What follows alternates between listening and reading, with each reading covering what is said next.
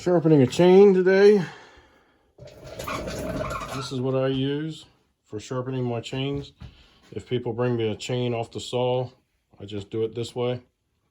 If it's really bad, I'll take it off the saw, like this one here. The corner of the tooth is gone, knocked completely off. I guess it got into some, maybe some dirt, stone, maybe hit a nail, something, I don't know. I got 2 more teeth left on this side. And then I'm going to change positions. I'll rotate this around to here so I can start hitting the other side. And this thing, this sharpener is just one of those Harbor Freight sharpeners. Here we go. I've got a second one right there. The thing works good. It might be plastic and everything, but it works good, and being flexible can work to your advantage also. So, as you see here, some of the teeth I've already done. Looks good and sharp.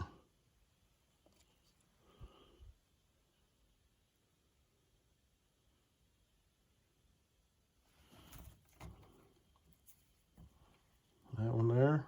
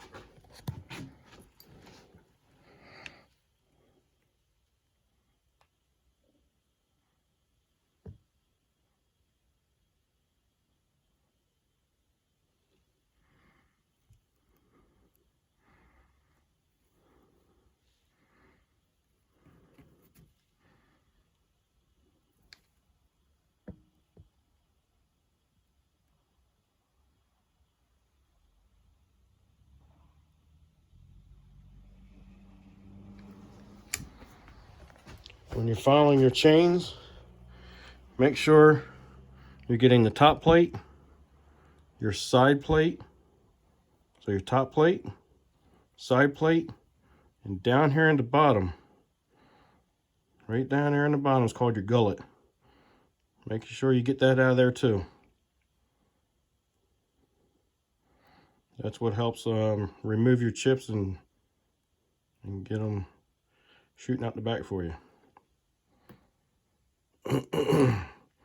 And then don't forget about your rakers. Some people call them depth gauge. If you leave that too high, your tooth won't be able to cut anything. If you get them too low, then your tooth's biting too much. So you got to get it just right, and they make gauges for that. So you'll set your gauge across there, and you'll file off whatever's sticking up through the gauge. So if you ever had a saw that you just sharpened and all you're getting is powder or nothing at all, go back and check your gauge, your depth gauge there, or your raker, and you might need to file it down some.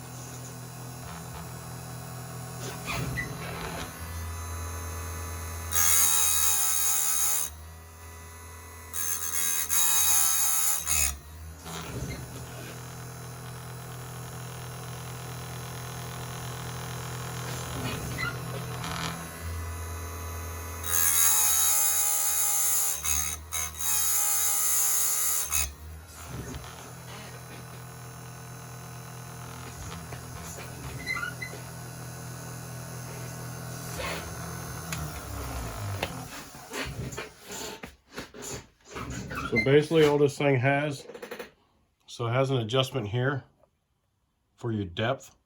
And that depth will control how far you grind downward.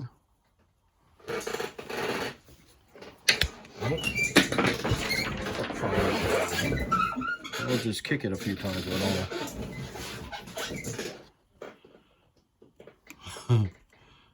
all right. So that will adjust that depth right in there, right in that area, right across the bottom there. That's for getting your gullet. You don't want to adjust it so much you start getting into your strap.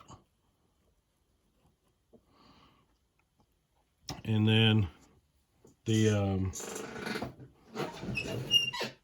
angle is preset. Now some of your fancy, more expensive ones, you can actually adjust that angle also. But on this one here, it's already preset.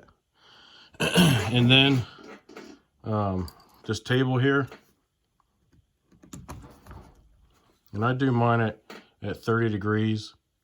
But it's I recommend anywhere between 25 and 30. But you just loosen that knob up on the bottom and you just rotate this. So you set it for one this way and you'll do all the ones this way.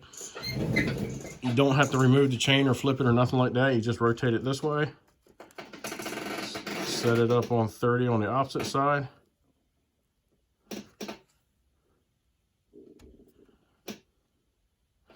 And then lock it down. And you're ready to start grinding teeth on the opposite side.